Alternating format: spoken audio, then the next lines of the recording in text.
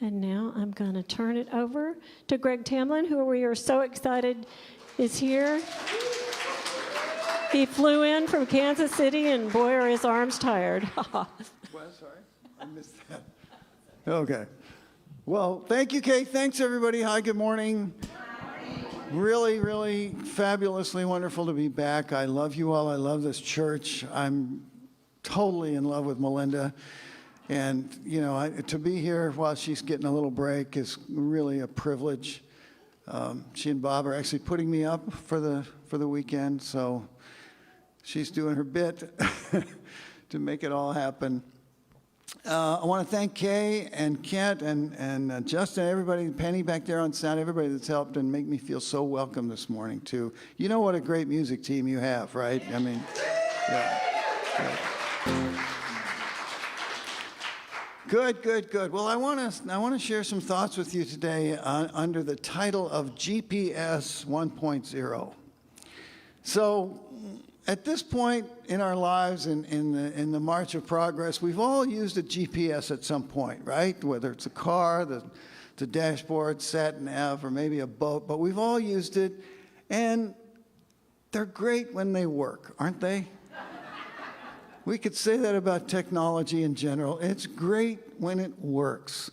Sometimes, like Friday, when the whole world is not working technologically, and thousands of airline flights are canceled, and a lot of other things happen, it's not so great. So is there anybody here besides me, speaking of technology, anybody here besides me that's ever felt a little bit overwhelmed by the pace of change of technology, having to keep up? Yeah. All right, well, this is for you and me.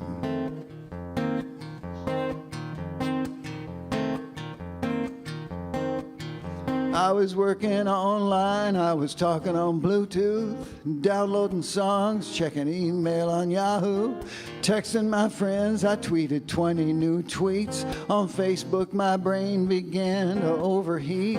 My new tablet's high-def digital camera wouldn't sync up with my printer fax scanner. The tech support guy started yakking away, lost in translation all the way from Bombay. I had to break out of this techno mood. I needed something primal, like a big hunk of food. For a nano moment, I forgot where it is, so I Googled directions from my den to my fridge. I was so fried, I wondered how much bandwidth it would take for my iPad to download a sandwich. And deep in my hard drive, a feeling took root. My brain just might crash if I didn't reboot. All this hyper technology is streaming me crazy. I've picked up a virus called cyberspacey. The neurotransmitters in my cerebellum making gray matter chatter, but nothing is gelling. These gizmos and gigabytes are geeking me out. Single tasking is obsolete now. I need to slow down. My life is a blur. I got an analog brain in a digital world.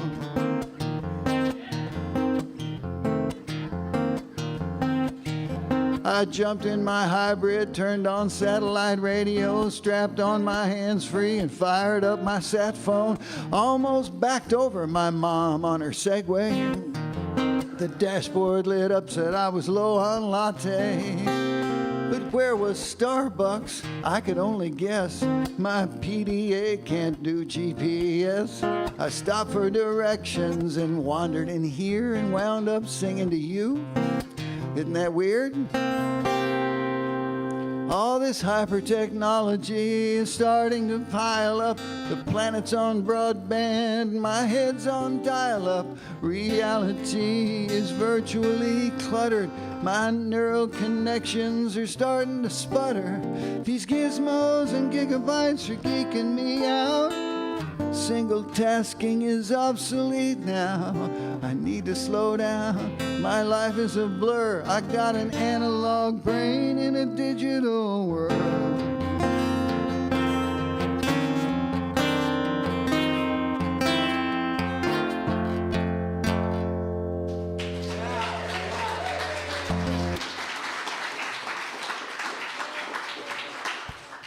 was a study in Microsoft did a study.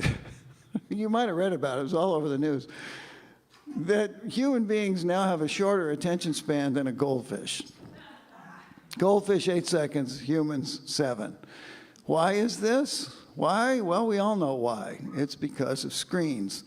So this song, Analog Brain in a Digital World, it's not about slow adopters like me. I'm the last guy to get everything.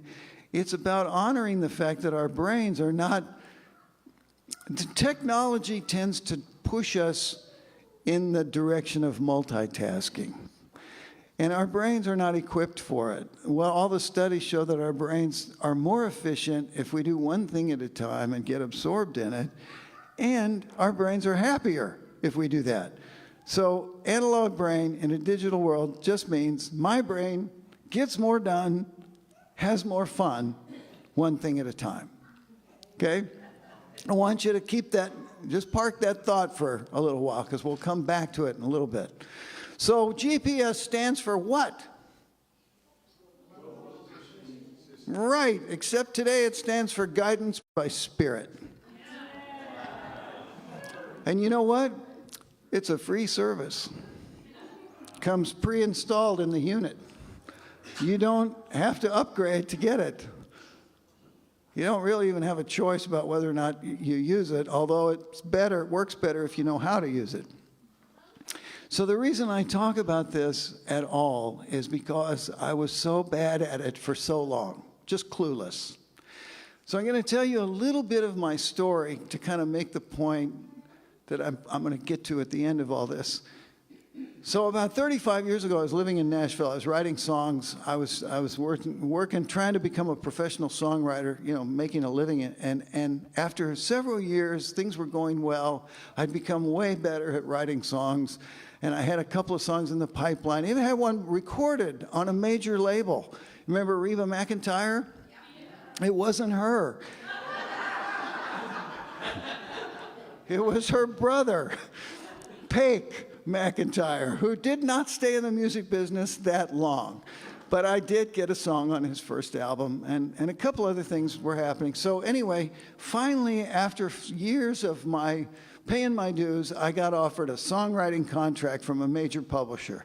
And this is a really hard thing to get. It's what you want. You want somebody to pay you to write songs, right? So you don't have to drive a truck or wait tables. And I got offered this really good contract, and it was just like, wow, this is so good, finally. The very same week, like within 24, 48 hours, out of left field, out of the wild blue yonder, I get offered a job to go to the Caribbean and play music in a posh resort for 6 months. Now, logically, it made no sense to go to the Caribbean for 6 months. None, whatever. But I couldn't stop thinking about it. I didn't know why I couldn't stop thinking about it. I just couldn't stop thinking about it. So finally, after a week, I went to my publisher and I said, look, you've offered me this great contract. I'm really excited about it, but I got this job offer to go to the Caribbean, and I can't stop thinking about it. And he was a smart man. He's formerly a psychologist before he was a music publisher. And he said, look, it's only 6 months. Why don't you go down there? You can write songs for me down there. I just won't start paying you until you get home. Problem solved. Off I go to the Caribbean. And I had no idea why until Sunday, my day off. I'd been there about 3 weeks. I was lying on the beach, and it came to me why I was there. I had this overwhelming sense of relief at being away from Nashville, away from the music business. This was completely a shock. I couldn't believe what I was feeling. But thinking about it, I realized I was tired of the competition. It's incredibly competitive. Getting a song recorded is like winning the lottery, especially if it's a single and makes you money. I was tired of the schmoozing and the politics. And I was tired of the creative restrictions of writing for country music radio. You know, words with less than 2 syllables, things like that. So that's a joke. I'm just... But, yeah, But, I mean, you've already heard one of my songs, and you know that Garth Brooks is not going to record that. So I got in touch with all of that. I got in touch with the fact that I like performing, because now I'm performing again for an audience at this posh resort. And in fact, it's a lot of performing. I'm performing 2 hours in the afternoon by the pool, and then 3 hours right after that at a restaurant in that resort. So it's 5 hours a night, and it's 6 nights a week. So it's a lot. And, you know, this is a place called the Hyatt Regency Grand Cayman. So if you haven't been there, and I don't think it's there anymore, but you've seen it probably, because 30 years ago there was a movie with Tom Cruise where he plays a mafia lawyer and he doesn't know he's a mafia lawyer. It's called The Firm. It was a John Grisham book. And Gene Hackman was in that movie, and toward the end of the movie there's a scene with Gene Hackman and Tom Cruise's wife at this poolside bar. And that was filmed at the Hyatt, and there's a guy in the background singing and playing guitar. It's not me. But that's my friend James, who got to be in the movie. Took my place when I left and got to be in the movie. So that's what I was doing. 2 hours by the pool, then 3 hours in the restaurant. Now, people come to the Caribbean because they want a certain kind of island experience, right? And they prefer generally to have their music reflect that experience. So they expect to hear a lot of island music. So I'm performing a lot of reggae, a lot of calypso, and tons of Jimmy Buffett songs. All of which is great. Great music. I love it all. But 5 hours a night, 6 nights a week, you're going to repeat a lot of stuff. And people have requests. And after a few weeks of this, it kind of gets to the point where the next guy that wants to hear Margaritaville, you sort of want to shoot him, you know. So the weeks and months go by, and I'm getting a little brain dead from the monotony of playing the same music over and over and over. And 6 months finally goes by, and my contract is up. And the people at the Hyatt come to me, and they say, you know, we like what you're doing, and we'd like to extend you for another year. And I'm thinking, there's no way I could do this for another year. I have to get back.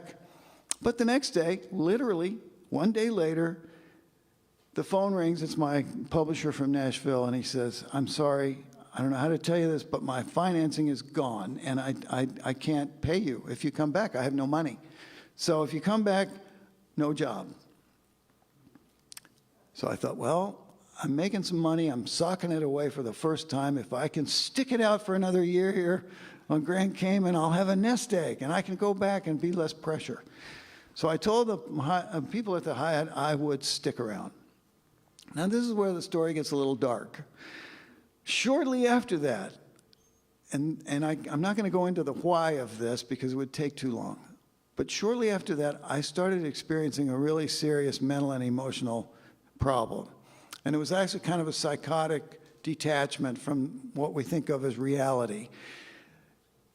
What you need to know is that it was really hard. It was really scary. There was a lot of despair. Nobody could tell what was happening except me. You wouldn't know that I was freaking out while you were talking to me, but every day, all day, it was there. It never went away. There were times when it got worse, but it never got better. It was just constant. And there was not a lot of help on this island. There was, I think, one psychiatrist on the whole place. But at the same time, I didn't want to quit because I thought maybe it would get better. So I was gutting it out every day. I was just getting through the day. I distinctly remember in that restaurant standing up there singing, and part of me is singing and playing this song, but the bulk of me is thinking, I'm standing here about ready to lose consciousness, and nobody knows it but me. You know, I was just so detached. Very scary. So this goes on for another 6 months. Really hard. And then fate intervenes in the Persian Gulf War, Desert Storm, 91, January. And the recession that hit at the same time. And the management at the Hyatt thought everything was going to quiet down in terms of tourism. So they started laying people off. I was a junior musician. I got laid off. And once again, my response was overwhelming relief. I heard myself in my head saying, thank you, God. I can go home and get help. That was my first thought. Go home, get help. I'm not making this up. The next day, the guy that owns the place next door to the Hyatt, it's called the Lone Star Bar and Grill, comes to see me. He says, I heard you got laid off. I said, yeah. He said, well, I've been wanting some music in the Lone Star. I'd like to hire you. Now, the Lone Star Bar and Grill was exactly what it sounds like.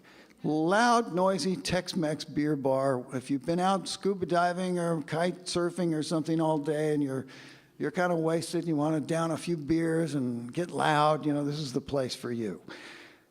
The idea of playing music in there was just, no part of me wanted that. At least at the Hyatt, people were quiet. If I was playing by the pool bar, they were frequently asleep. The Lone Star would be the exact opposite.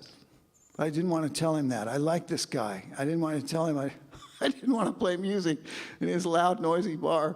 So I said, Mike, I'm just really burned out on this 6 nights a week. I can't do it anymore. He said, okay, how about 4? I said, yeah, well, it would be better, but, I just can't do 5 hours a night anymore. He said, well, okay, how about 3? I said, well, that would be better, yeah, but, it's really expensive on this island, Mike. I would need a lot of money. He said, I'll pay you. And I'm thinking, what is going on here?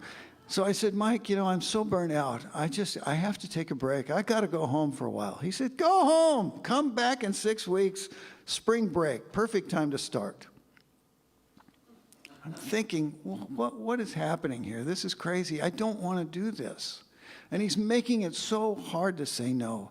And if I go home, what am I going to do for money? I don't know. I'd have to start from scratch. If I go home and come back, I'll hate it, but at least I'll have a job. So I told him I would come back. Once again, the next day, I'm getting ready to leave the island. I'm on my little island scooter that they tell you never to get on because they're dangerous. And don't, because they are. And I hit a pothole at 15 miles an hour. I wipe out, I go over the handlebars, I bounce on the pavement a little bit, and I'm kind of bruised and sore. I don't think anything of it. I'm not bleeding anywhere. So the next day I leave the island, I go to Nashville, I do business for a week, I get my winter clothes out of storage because it's winter, I get my car out of storage, and after a week I drive home to Kansas City where I grew up, where my family is. And my parents were gone for the winter, so I had their little house to stay in. And the first morning in Kansas City, I wake up with this pain in my gut that's unbelievable. I can barely move. It's so painful that I can barely reach the phone to call my sister. And I called her up because I had dinner at her house the night before. I said, are you guys sick over there? She said, no, we're fine. Called my brother. He came, got me. We go to the ER. They do a CAT scan, and they come back and they say, well, we have to check you in and immobilize you now. Your spleen is bleeding, it's ruptured, and there's blood everywhere, and your life is in danger, so we've got to lock you down. And yeah, it hurt. It was scary. And after 2 or 3 days of, it hurt to breathe, it hurt to cough. My brother tried to make me laugh one time. I thought I was literally going to die from the pain of just laughing. Anyway, after 3 days, they do another CAT scan. These 2 doctors come by. It turns out I knew these doctors. They were brothers, and I went to high school with them. And they came to me, and they said, hey, we did another CAT scan, and your spleen has stopped bleeding. I said, yay, yeah, that's great. And they said, now, they actually said this. I'm not making this up. They said, normally we just open you up, we take out the spleen. But we thought we'd see if you'd like to keep yours. I'm like, yeah, I think I'd like that. And they said, okay, well, we'll just leave it in, and you can go home, but you're going to have to be careful. You can't do anything. You can't exert yourself. You really need to just be quiet for as long as it takes. And I thought they meant a couple, 3, 4 weeks, maybe a month, but it was months. It was 6, 7, 8 months before that pain went away, before the spleen really was okay to do any kind of exertion or work. So I'm stuck at home with all this pain in my gut and this nightmare still going on in my head. And I'm scared to death. Not from the spleen so much as what's going on in my brain. So I'm doing everything I can I'm seeing a counselor, a psychiatrist. I get back into 12-step work. I'm reading books. I'm healing relationships that need to be healed. Everything I can do to make my whole life about love and laughter, because those are the only two things that bring any kind of relief, is something amusing or a loving connection with another person. And because of that, I'm starting to write new songs. These are songs about healing, universal love. Some of them are funny, but they're not country music, romantic love songs like I was writing before. I'm also involved in some little groups, healing groups, and sometimes I'm sharing some songs in these groups, and people hear these songs, and just because of that, just because I'm there in Kansas City, I'm stuck, I'm writing these new kinds of songs, people hear them, I start getting invited to perform at medical schools, medical conferences, recovery events, corporate stress and wellness events, and incredibly, churches. Me performing in a church, who would have ever thought that would happen? Not I. So, fast forward to today, I have been getting away with this for the last 30 years. This is what I do now. I write these songs and I get to travel all over the country and sometimes other countries and play these songs for a living. Wow, who would have ever thought of that? Not me. I never saw it coming. Well, looking back, here's the lesson. Here's the nugget. Looking back on this time, when I got laid off from the Hyatt, I got a message from my heart that was unmistakable. It was so loud. It was so clear. Go home. Get help. Just get help. And because I wasn't comfortable with that big question mark about money, and I couldn't listen to my heart, my spleen got me home and kept me there until everything could happen. Well, that might sound a little simplistic or even too metaphysical for some of you, but that's what happened. Bernie Siegel, in Love, Medicine, and Miracles, he said that he believes and the great cancer doctor who worked with so many people that were dying or recovered from cancer and wrote so many great books, he said he believes that we all come into life with a path. And if we start to get off our path, we can become psychologically or spiritually troubled. And if we ignore that, then we can become physically ill. Now, I don't think that explains every instance of physical illness. I really don't. But it explains what happened to me in that serious illness. So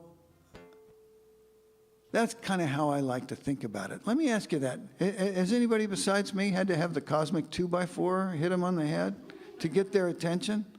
You know, but it does. It gets your attention, doesn't it? I mean, it really does. And you know what I think that is? Are you ready? I think that's our inner GPS at work. My belief about this now is that we all have this inner GPS, this analog GPS, that's always at work, always trying to get our attention. But the problem is, we live in the U.S. of stress, the excited states of America, and, you know, we're not taught anything about this. Okay, let me just explain it like this. Anybody ever rent a car from Hertz? Do you know that? You remember the name of the Hertz rental car GPS system? It's called Never Lost. I love that name because I really do believe we're never lost. We can feel lost, horribly, horribly lost, hopelessly lost. But I really do feel like we're never lost. So our inner GPS, the way I think this works, is very similar to the GPS in the car or the phone. First of all, it has to be turned on, right? Your Apple Maps app is not going to work if that app is not open. You have to turn it on. And it's kind of like that with our inner GPS, except the on button is usually marked quiet. It's the quiet button. Well, the challenge around that is for us here in the U.S., it's not a cultural norm to get quiet. It's not what we're taught. We're busy multitasking. We're addicted to our technology, which gets us to be more and more detached from what we feel like inside. So it's hard to even think about getting quiet, which is why it's so important to come to a place like the Church of One Love and congregate with other abnormal people. Because what's normal in our culture is not necessarily or frequently healthy, right? So the on button is the quiet button, usually. Once we have the button on, once we're quiet, once we have the GPS turned on, we have to get a signal, right? It's not going to work without a signal. The Wi-Fi, the cell tower. Well, our inner GPS is kind of the same way. We wait for a signal, and the signal is some emotion. Now, if you're like me, if you're slow but trainable, the signal might be relief. But ideally, it's joy. Eventually, it becomes joy. I remember when I decided to go to Nashville to write songs, I took 2 years to think about it. Explore New York, LA, Nashville, and I finally made the decision to start over at like 30-something and go to Nashville and write songs. As soon as I made that decision, I don't know if you've ever had this happen, I felt this joy inside me just come like a little kid jumping up and down, so happy once I made that decision. That's how I knew it was such a good decision.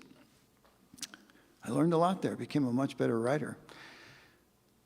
So the signal, relief, joy, whatever it is usually a strong emotion. Then, you know, if we're using our car GPS, we kind of need to have some idea where we want to go, where it's going to take us, right? So we enter our destination in there. It's kind of the same with our inner GPS. An idea of where we want to go, what we want to accomplish, gets us up. Off our rear ends, gets us in motion. So it's good to have an idea. But then the final thing really differs from our digital GPS. And this is what's hard for us as Westerners, as Americans. We have to give up control of the outcome. We have to understand that Spirit may have a better idea than what we do. And we may wind up someplace that was kind of off to the side that we didn't see. You know, we may wind up singing funny songs in churches when what we thought we were going to be doing was writing country hits. So let me finish up with just a couple of quotes that I think you'll appreciate. The Dalai Lama has talked about this at length. He said, "I am open to the guidance of synchronicity and do not let expectations hinder my path." Howard Thurman, theologian. "There is something in every one of us that waits and listens for the sound of the genuine in ourselves. It's the only true guide we will ever have. And if we cannot hear it, all of our lives, we will spend our days on the ends of strings that are pulled by somebody else." Finally, Elaine Boosler. "My ancestors wandered lost in the wilderness for 40 years because even in biblical times, men would not stop to ask for directions."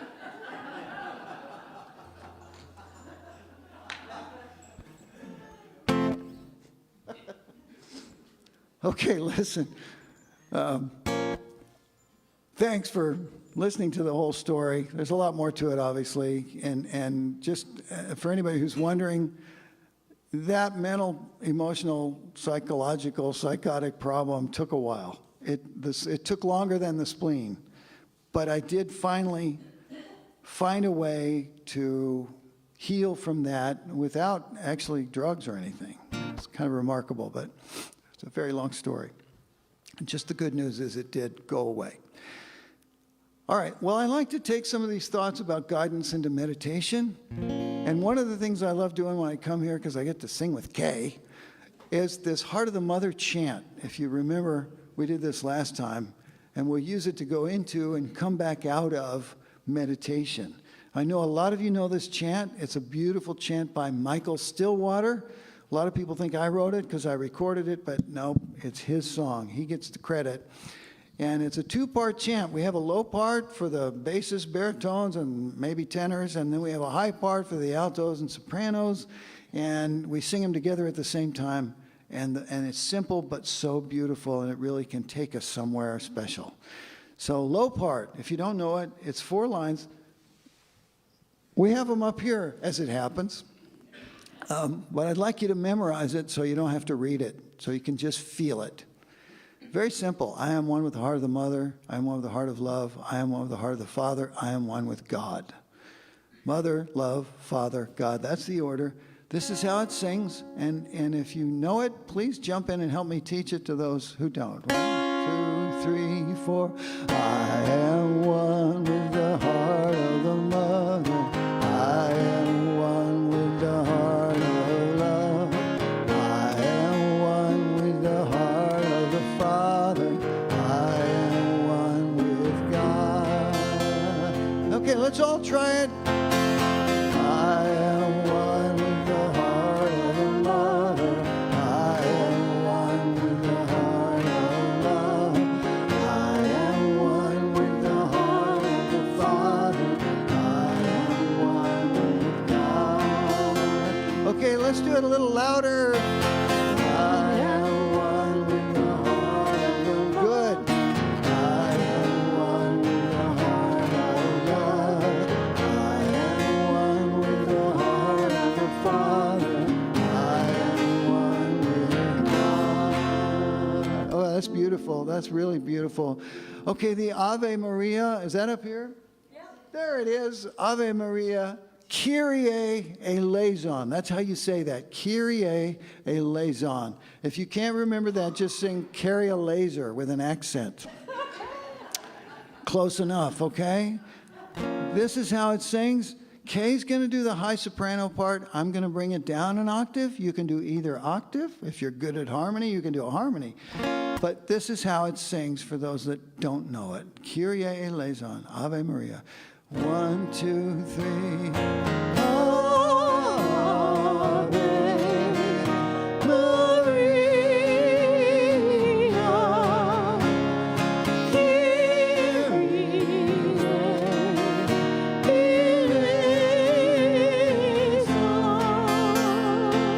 All right, let's try it.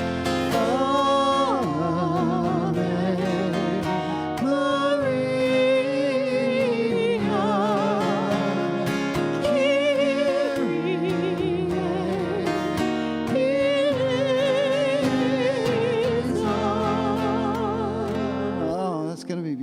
Okay, thank you. All right, so we'll just start. I'll lead this. We'll start with the low part. So I'll lead that low part. We'll get everybody who's singing the low part to join in. Those of you that want to sing the Aves can just wait for one round, and then we'll bring in Kay, and all of you that want to sing the Aves. We'll just do this a few times, and we'll start here, and we'll kind of get quiet with it and let it take us into meditation. And I have this beautiful little poem, this prayer by Phillips Brooks that I'll share with you in meditation. And then we'll come back with our chant very softly and see what happens. Okay, so I invite you to relax, sit back, give yourself to this. Yeah, just see what happens, okay? Low part, I am one with the heart of the mother, love, Father, God. Here we go. 1, 2, 3. I am one with the heart of the mother. I am one with the heart of love. I am one with the heart of the Father. I am one with God. Keep it going, low part. Ave. I am one with the heart of the mother. I am one with the heart of love. The heart of the Father. I am same thing. I am one with the heart of the mother.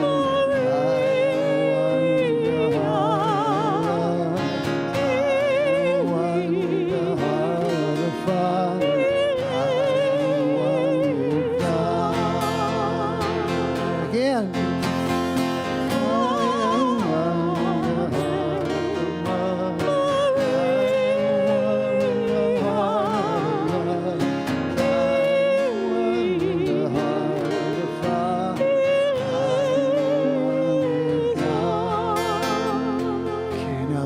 softer. I am one with the heart of the mother. I am one with the heart of love. I am one with the heart of the Father. I am one with God.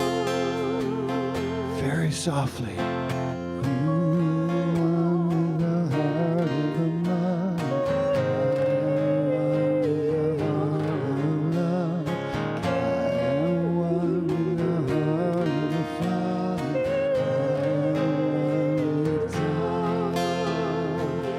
Let's just hum this one.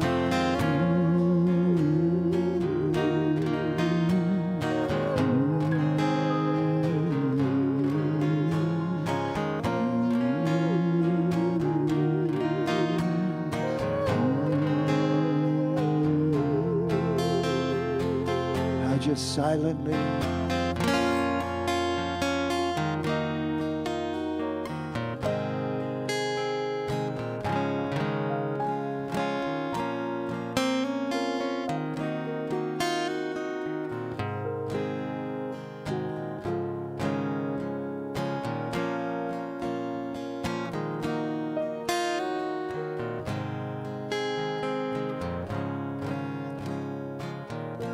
Do not pray for easy lives. Pray to be stronger, men and women. Do not pray for tasks equal to your powers. Pray for powers equal to your tasks. Then the doing of your work shall be no miracle, but you shall be a miracle. And every day you shall wonder at the richness of life brought to you by the grace of heaven. Every day you shall wonder at the richness of life which comes to you from the grace of heaven.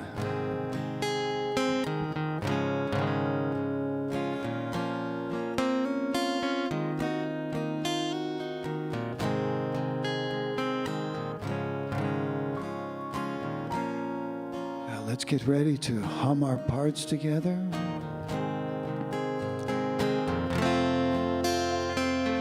Together.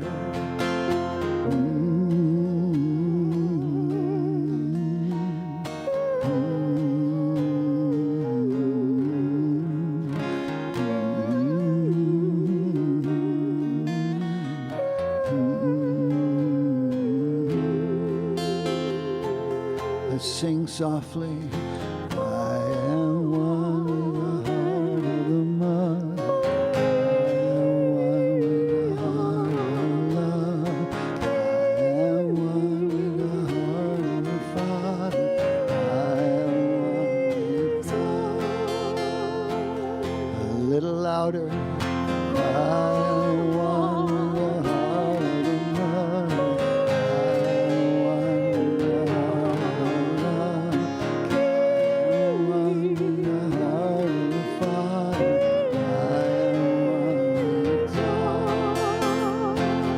Full voice now.